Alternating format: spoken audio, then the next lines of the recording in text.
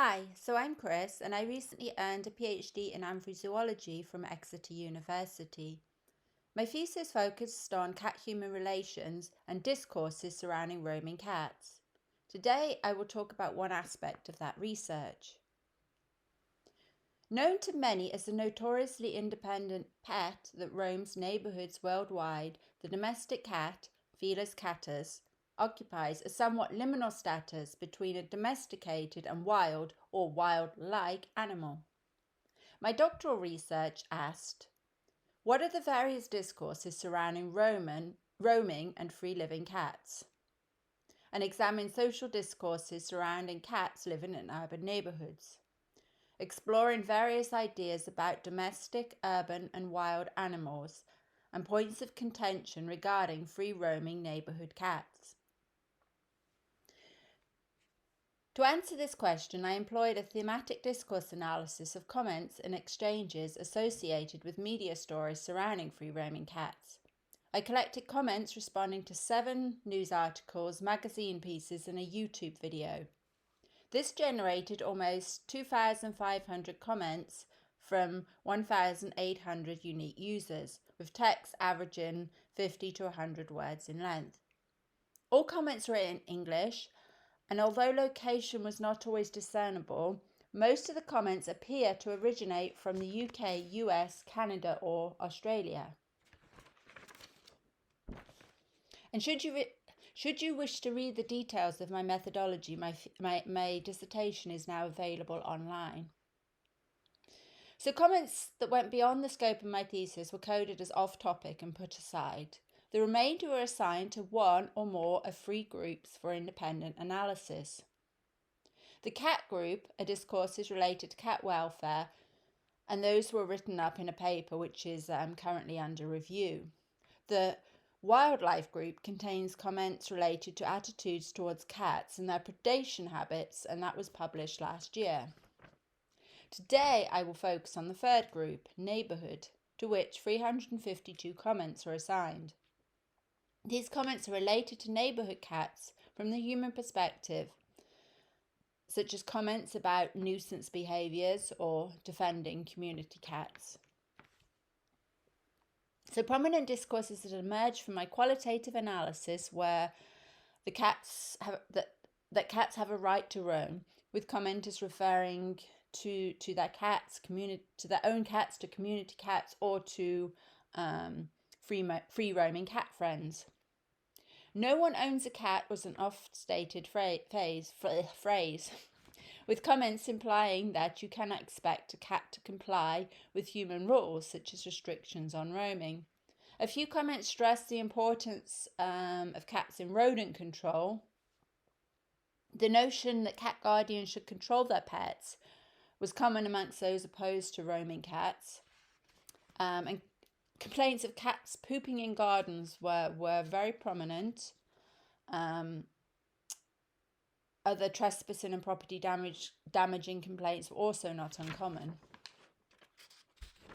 Cats killing other animals was a theme most associated with wildlife, particularly birds, but also comments referred to attacks on domesticated animals such as chickens or indoor cats being bothered by neighbourhood cats in their garden.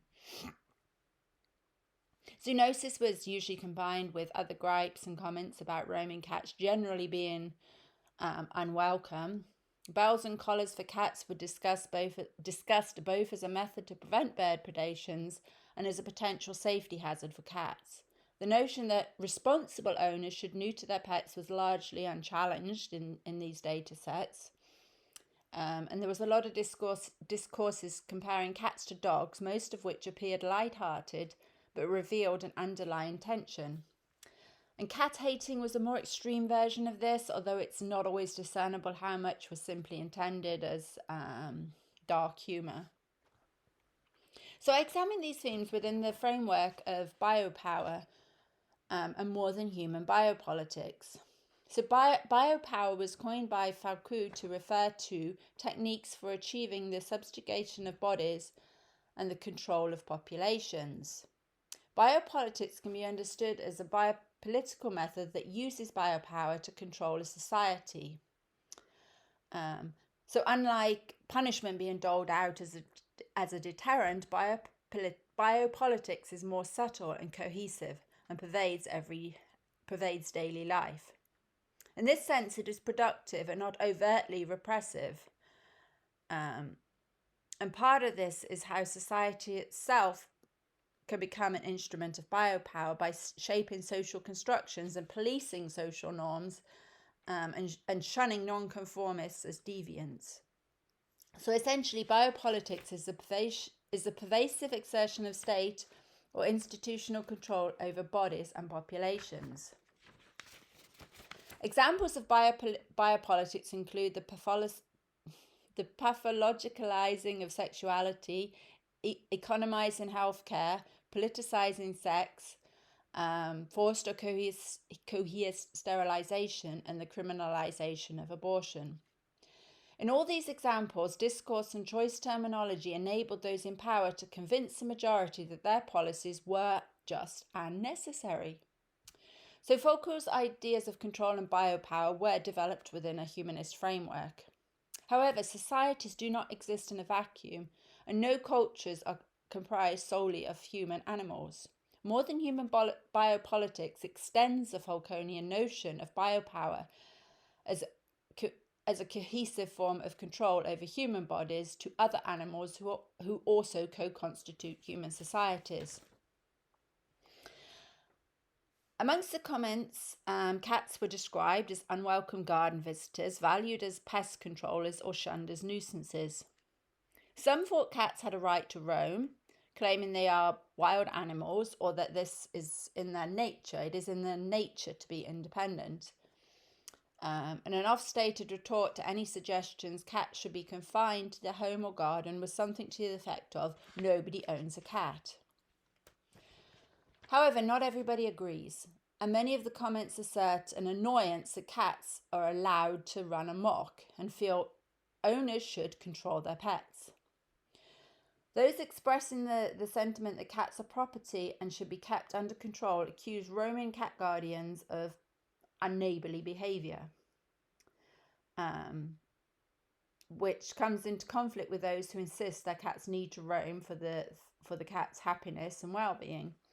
And also that they have a right to do so. The agency of the cats themselves is limited, and humans enact bylaws and apply social pressures based on how much the community loves or are displeased with cats in the area. So feline defecation was a prominent theme that emerged from my discourse analysis. As well as framing cats as deviant and unwelcome, the poop complaint was most often paired with accusations of cat guardians being unneighbourly, saying, well, yeah, I don't appreciate other people's cats treating my backyard as a litter box. Letting cats run free is highly unneighbourly. And saying that cat guardians don't want to have to scoop out smelly litter boxes, instead preferring that their cats leave unpleasant surprises for their gardening neighbours. And I understand this is a generalisation, but taking pride in a garden is associated with home ownership and higher economic social status. Previous studies have indicated that lower socio-economic communities tend to be more accepting towards free-living cats in the community. For example, MacDonald and Clements. So some of the discourses were portraying cats as trespassers, vandals, and uncouth creatures that are transgressing some notion of neighbourhood properness. But ultimately, it was the humans who were blamed for what were deemed feline transgressions. For example, don't blame the animals because they have bad owners. This shaming, I argue, is an example of the subtle and cohesive execution of biopolitics, whereby guardians are persuaded by social pressures to restrict the movement of feline bodies in certain neighbourhoods. And this one cat guardian wrote, keeping your cat indoors keeps you on better terms with your neighbours. No one wants to have their garden used as a litter box. My cat goes outside in my backyard with me present. So this notion of neighbourliness was also apparent in how cats were frequently compared to dogs. Throughout the comments, dog guardians were credited with being more responsible than cat guardians, namely because dogs are not permitted to roam freely or trespass into neighbours' properties.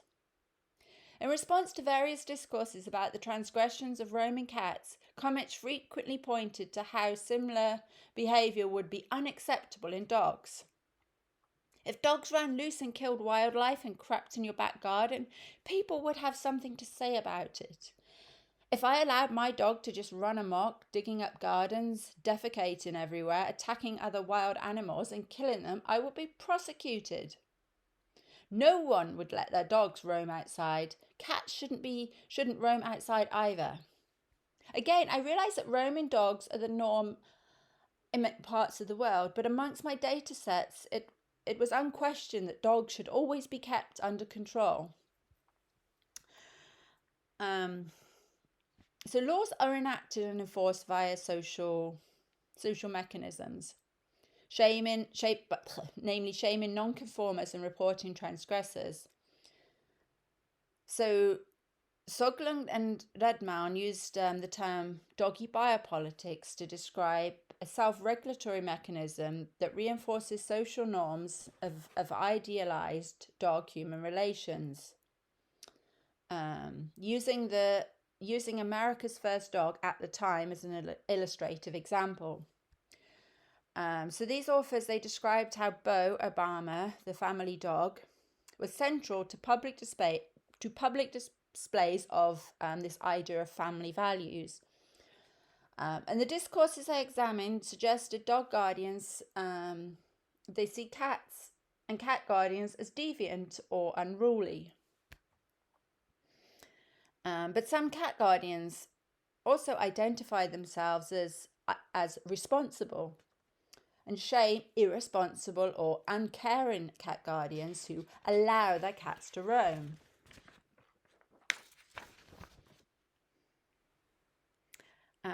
And then, so even those who insisted cats have a right to roam invariably supported spaying and neutering of cats. That is a must for any cat, indoors and outdoors alike. And again, responsible owners neuter their pets.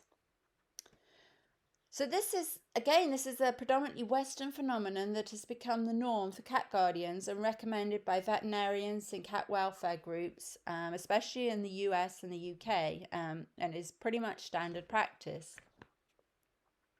However, the practice is not simply about making cats sterile and preventing unwanted, and that's unwanted from the human perspective, unwanted pregnancies.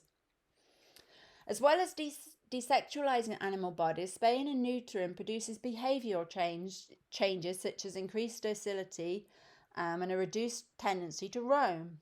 And territorial behaviors such as urinating on the furniture become less likely. So a neutered male will be more content to stay indoors. But he is not the same cat as he would have been if he were reproductively intact. He is more cuddly and less prone to urine spraying. And urine smelling furniture is typically undesired by human household members. So the neutered male is more effectively controlled and arguably more content than the tomcat who is constantly reprimanded for peeing on the sofa. Thus, under a Falconian framework, the repression of its sexual behaviour renders this cat productive, in that he better fits into the social construct of a companion animal, and as such contributes to the social norm of guardianship. And although there is a lot of defence of a cat's right to roam, comments such as cats are wonderful, spay and neuter and keep indoors are equally prominent.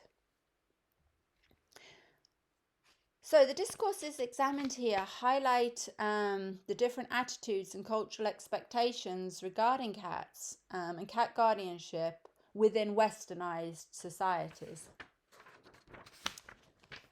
And while the cats arguably do influence their humans, they nonetheless live in a human-dominated society. So feline bodies are controlled by neutering, and failure to neuter a companion animal is predominantly denounced, at least in the UK and the US. Uncontrolled reproduction amongst cat populations is largely perceived as a problem. So combined with efforts to reduce free-living cat populations, notions of protective guardianship, which I talk about elsewhere, and the increased popularity of pedigree breeds, cats are increasingly more dependent on humans for their health and welfare. So I argue this contributes to the ongoing process of feline domestication, and the species is becoming more dependent on humans and so arguably more domesticated. So with that, thank you, and I'm happy to answer any questions. And please feel free to contact me on social media or send me a message via email. Thank you.